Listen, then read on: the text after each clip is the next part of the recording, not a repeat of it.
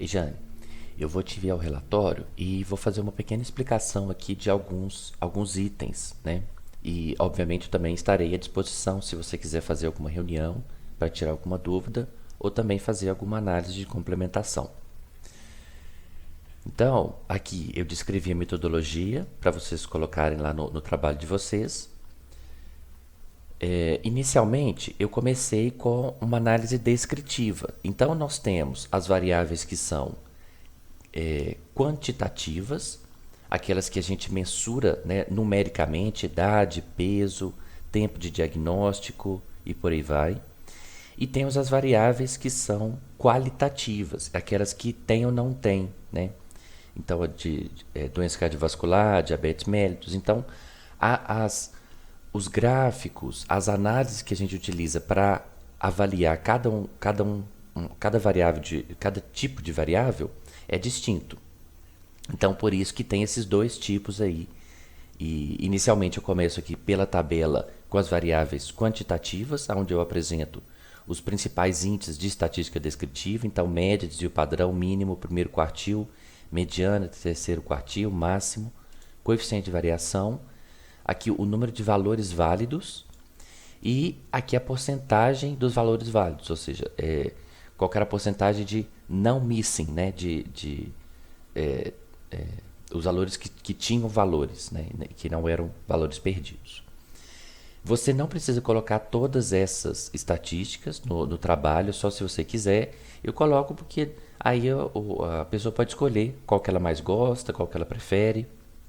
E eu fiz essa avaliação tanto para todos os pacientes, que eu chamo de geral, quanto para o esquema anterior, que não era nefrotóxico, e anterior, que era nefrotóxico, e o esquema atual, que não era nefrotóxico, e o esquema atual, que era nefrotóxico. Se tiver algum outro grupo aqui que você queira que eu avalie, eu também faço o cálculo dessas estatísticas para esse grupo, tudo bem? Então está aqui para todas as variáveis. Em seguida, eu faço análise para as variáveis qualitativas. Então, qual é a porcentagem aí dos que possuem doença cardiovascular ou não? Então, a gente tem embaixo, entre parênteses, a frequência absoluta e em cima a frequência relativa para todas as variáveis. Eu não coloquei aqui a ocupação e a escolaridade, porque tínhamos poucas respostas. Então eu acho que fica muito difícil a gente avaliar, tirar alguma conclusão de um número tão baixo. Então eu sugiro você não analisar essas variáveis. Aí, a partir daqui, a gente vai avaliar a associação, que é essa pergunta aqui, né? Correlacionar os achados com o uso dos novos antirretrovirais e possíveis influências desse medicamento na função renal dos pacientes, que a gente vai avaliar diferença de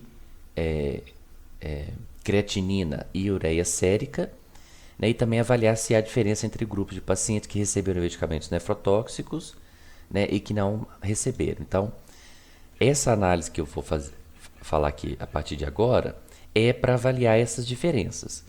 Quando nós vamos avaliar diferenças em variáveis quantitativas, a gente coloca os valores que a gente mediu e faz a diferença entre grupos. E no caso aqui eu utilizei o teste não paramétrico de Mann-Whitney. Então a gente pode ver o valor P em cima. Se ele for menor que 0,05, então a gente tem uma diferença significativa entre os dois grupos. E eu fiz tanto para o esquema anterior, nefrotóxico, não nefrotóxico e nefrotóxico, quanto para o esquema atual, né? Não nefrotóxico e nefrotóxico.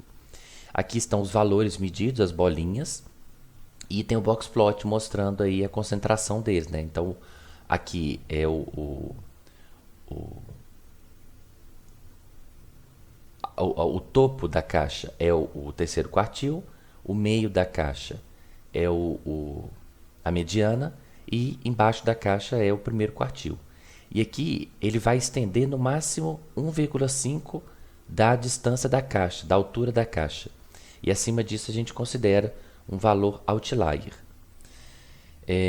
Eu vou pedir atenção para você que as escalas não estão lineares, né? Elas estão numa escala logarítmica, porque as variáveis elas podem ir desde valores muito baixos até valores muito altos. e aí o gráfico fica difícil de interpretar. Então eu utilizei essa escala para facilitar a interpretação. E a gente vê o resultado do teste aqui em cima.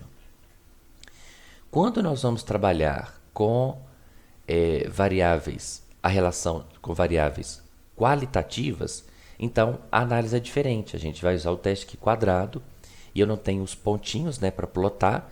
O que eu tenho então é a diferença de frequências relativas entre os grupos. Então, ó, por exemplo, o esquema anterior, nefrotóxico, tem o não nefrotóxico e o nefrotóxico. E aqui eu quero avaliar diferenças de frequências entre, será que a frequência de pessoas que tinham doença cardiovascular era diferente, né, entre os nefrotóxicos e não nefrotóxicos? É isso que a gente avalia. Então, aqui também tem o valor P aqui em cima, né? Então, aqui não foi significativo, não foi significativo. E aí a gente vai avaliando. Eu coloquei uma pequena interpretaçãozinha aqui. E fiz isso para todas as variáveis, esquema anterior e esquema atual. Aqui, esquema atual, esse é o esquema anterior, aqui em cima, e a partir daqui é o esquema atual.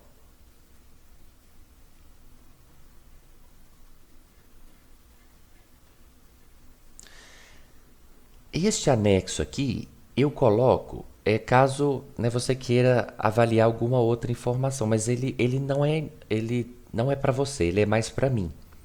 Tá vendo? Eu faço uma análise de cada uma das variáveis, eu coloco aqui a porcentagem de valores faltantes, coloco mínimo, máximo e desvio padrão.